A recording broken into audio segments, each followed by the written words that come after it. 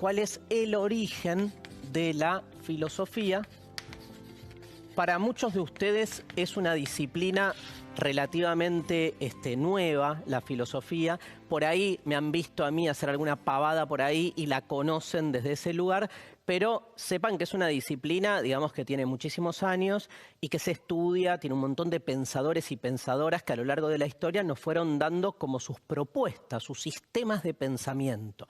Vamos a tratar de ver el origen de la filosofía y siempre una clase de filosofía empieza igual. Empieza igual y además de empezar igual es como que los profesores tenemos la muletilla que es tomar la palabra filosofía y analizarla etimológicamente.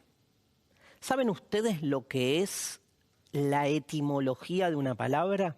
Es buscar el origen de la palabra lingüístico, porque todas las palabras que nosotros usamos y decimos vienen, como vimos el otro día, ¿se acuerdan? Cuando vimos en la clase de lengua con Mariel que las palabras provienen de usos del lenguaje de idiomas previos. Filosofía, por ejemplo, es una palabra, digamos, básicamente griega, es una palabra que viene del griego y significa lo siguiente. Los que estudiaron filosofía y ya tuvieron una clase saben que puede ser descompuesta en filos y sofía, donde filos significa amor, deseo, búsqueda, aspiración, ¿no? Y sofía significa sabiduría o saber. Si esto fuera una clase, yo preguntaría, ¿hay alguien acá que se llama Sofía? Y probablemente alguien levantaría la mano y yo diría, ay, Sofía, como filosofía, ja. Un típico chiste remanido que siempre funciona porque siempre la que se llama Sofía. Si alguna de ustedes que está viendo esto y se llama Sofía y no sabía que Sofía significa sabiduría, ahora se entera, debe sentir una especie de orgullito, ¿no? De ser ese nombre equivalente a la idea de saber. Ojo con algo. La filosofía es el amor, el deseo, la búsqueda del saber, no el saber, que es distinto. Una cosa es estar buscando el saber y otra cosa es ser un sofos, o sea, un sabio. ¿Quién puede decir que lo sabe todo?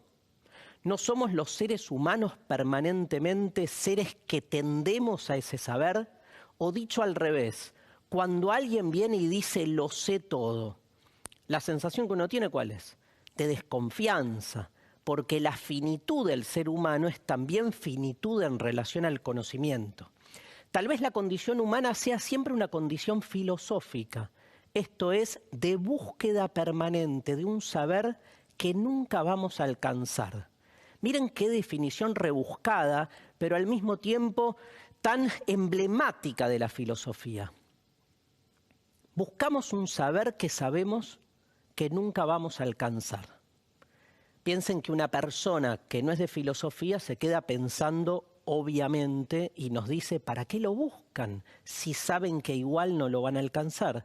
Pero es como desarmar, deconstruir, decimos mucho en filosofía, la idea de que el ser humano puede alcanzar esa verdad.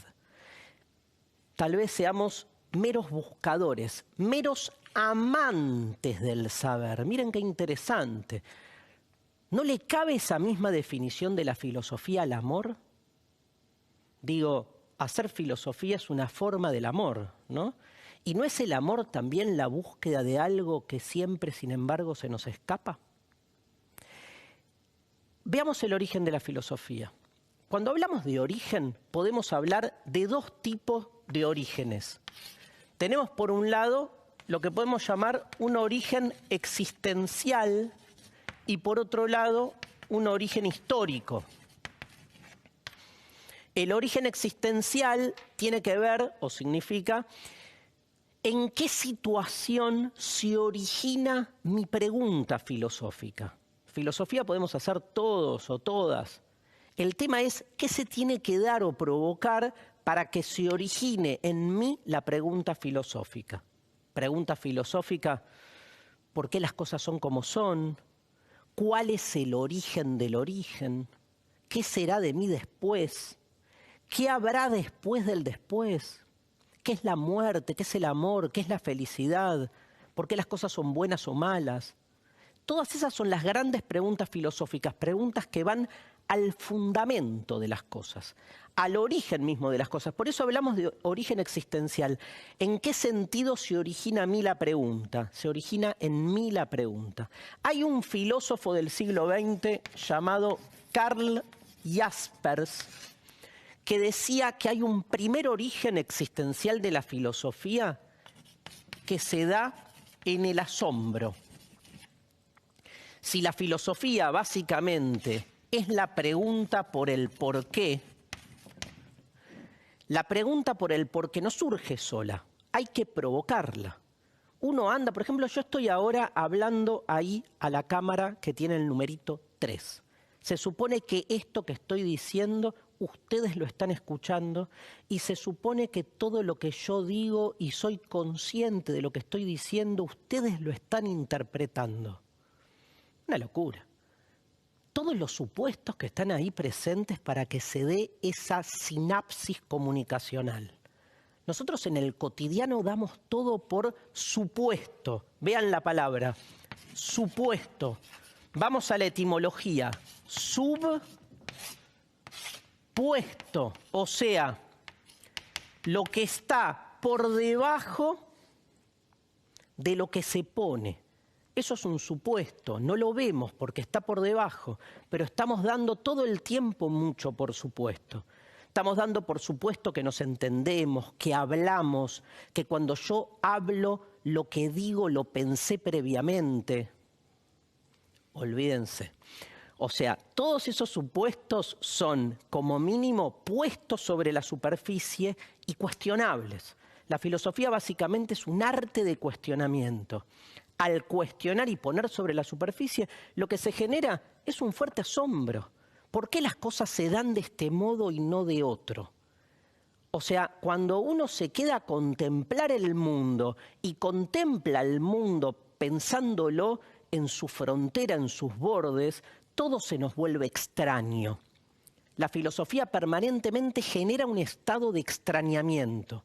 El primer filósofo que justamente vamos a introducir para hablar del origen histórico, el primer filósofo que fue un filósofo presocrático llamado Tales, Tales de Mileto, al que seguramente ustedes conocen muy bien gracias o por responsabilidad de la matemática, ¿no? Por el teorema de Tales. Tales fue el primer filósofo.